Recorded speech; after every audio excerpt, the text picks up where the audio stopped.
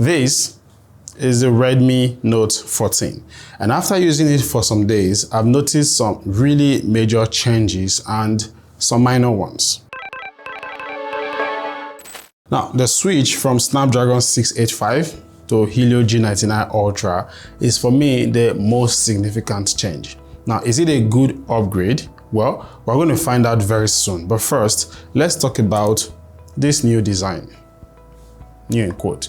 Now, for some reason, Xiaomi decided to revert to the design from 2 generations ago, the Note 12 design. And my initial reaction when I unboxed this phone was kind of like neutral, because yeah, you may like it, you may not. But one thing I did notice and like is the new matte finish that it comes with. This is a very thoughtful improvement, since we all know that glossy finishing can really be very messy because it attracts lots of fingerprint smudges and dust, like we had with the Redmi Note 13. So yeah, that is a welcome development. Now, both the rear of this phone and the flat frame are made from plastic, so build quality remains the same. The display is mostly unchanged from the Redmi Note 13 of last year. It is still a vibrant AMOLED screen with 1080 pixel resolution, 120 Hz refresh rate, and a peak brightness that can go as 1800 nits. The only slight upgrades are the Gorilla Glass 5, which replaces the Gorilla Glass 3 that we had in the Redmi Note 13, hence making this phone more scratch and dent resistant. And also we got a new IP65 rating, making this phone also slightly better when it comes to water splash and dust resistant.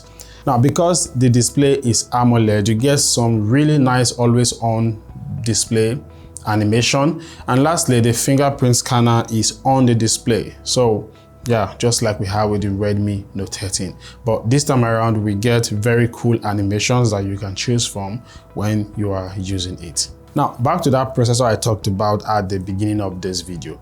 I actually did some research and I discovered that yeah, it is a slight upgrade.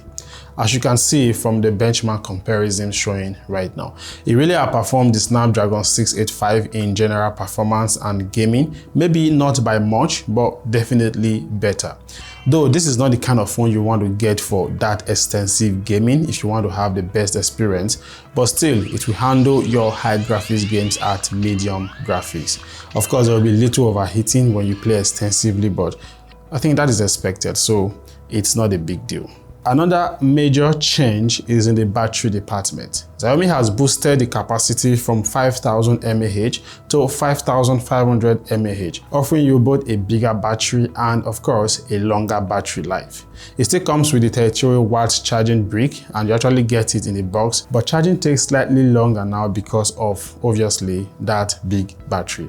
I went from 0 to 70% yesterday in about 1 hour, so for you to get full charge on this phone, it's going to take well over 1 hour 30 minutes. When it comes to battery usage, definitely this phone will take you 2 days on full charge, and for a budget phone, that is definitely good to have. Perhaps the biggest highlight from Xiaomi's marketing of this phone, the Redmi Note 14, is the introduction of AI features. Like really, finally we get some AI features on this phone. The Redmi Note 14 comes with some of them, like we now have Google Gemini, which is a very powerful AI model that can be activated by long pressing on the lock button at the side of this phone. There are lots of use cases for it, just like ChatGPT. It can help you with lots of stuff. Yeah, so that definitely is a huge welcome development. There is also the AI Magic Eraser in the Gallery app that uses AI to remove unwanted objects or humans from your pictures, and from my testing, it came out really clean. And lastly, we have the AI Sky replacement features, which I think has been around for a while, and of course from the name it can help you remove or change the sky in any picture that you have taken. Now correct me if I'm wrong, I think this feature has been on Techno phones for a very long time, but still it is good that we have here. Out of the box, this phone runs Android 14 with Xiaomi Hyper OS version 1, and apart from the AI features that I talked about, there isn't so much new when it comes to Hyper OS. Xiaomi hasn't made any firm commitment to software updates despite all the research I did. But if I really have to take a guess, I think we will be getting at least Android 15 on this phone. There are a few bloatware applications that you can actually uninstall. Overall, I think the UI is very clean. I didn't notice any of those annoying ads all through my usage of this phone. So yeah, I just hope they are not there actually. At the rear of this phone, you will find a triple camera setup, and these are the specifications. Notice that Xiaomi has removed the ultra-wide sensor we had in the Redmi Note 13 and instead replaced it with a 2-megapixel depth sensor. And here are some samples I took with the main cameras. The results are very satisfactory. With proper lighting and steady hands, you can get very nice shots from this phone.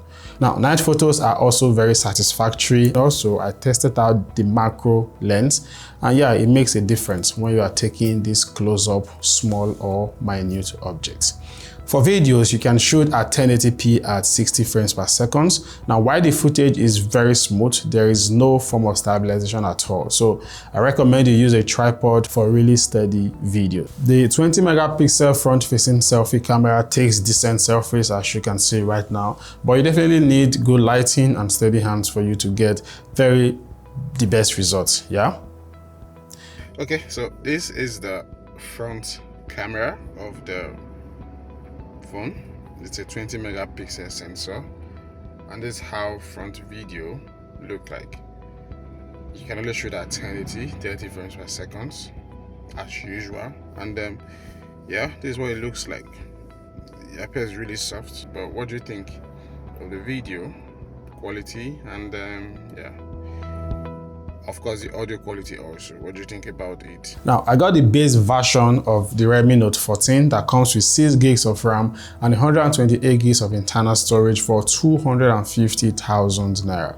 There are other variants that includes the 8 gigs of RAM with 128 gigs of internal storage, or 8 gigs of RAM with 256 gigs of internal storage. Now, if you love storing lots of content and memories, definitely you want to go for the 256 gigs version.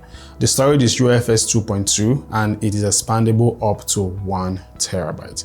The SIM card tray is hybrid, so you can only use 2 SIM cards without an SD card or 1 SIM card with an SD card. The phone comes in 4 colors. I got the ocean blue color, but I think the mist purple is the most stunning of them all. It has dual speakers, one at the top and one below, and they sound pretty good. There is still the headphone jack and of course the infrared sensor for controlling your devices at home. So what are the major and the minor changes I talked about at the beginning of this video? Firstly, major changes, we have AI now, which is huge and major. We also have a bigger battery. And lastly, we now have the Helio G99 Ultra processor, which is maybe not so big, but at least major when you compare it to the Snapdragon 685. The minor changes includes the design, which, like I said, you either like it or you don't. And of course, the fact that we now have better water resistance and dust resistance, and also scratches and dent resistance. But what do you think? Are these enough reasons for you to want to upgrade to this phone? Let me have your thoughts in the comment section below. And while you are down there, don't forget to subscribe to the channel, because this is the year we get to 100k subscribers. Yeah, that's the goal and we're going to get it. Now, one phone that definitely comes really close to the Redmi Note 14 is the Samsung Galaxy A16 4G. Would you want to see a comparison between this phone and that phone? Please let me have your thoughts in the comment section below. I will catch you in my next video. Ciao.